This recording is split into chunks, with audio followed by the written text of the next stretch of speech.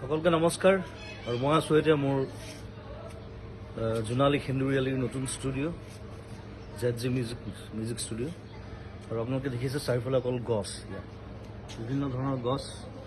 মই ষ্টুডিঅ'টো বনোৱাৰ আগতে গছবিলাক লগাই লৈছোঁ আৰু এই গোটেই বছৰটো আমি ঘৰৰ ফল মূল খাইছোঁ, চব্জি খাইছোঁ ষ্টুডিঅ'ৰ, আৰু এটা সম্পূৰ্ণ গ্ৰীণ পৰিৱেশ।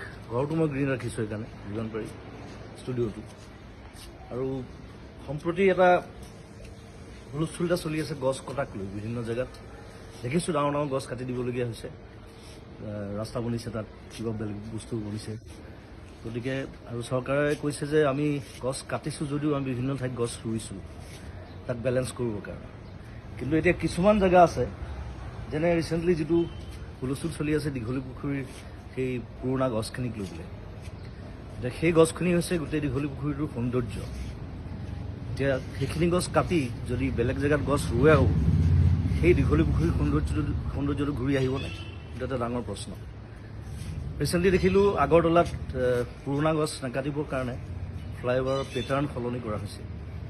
গতিকে সেইটো বস্তু আমাৰ ইয়াতো সম্ভৱ মই ভাবোঁ।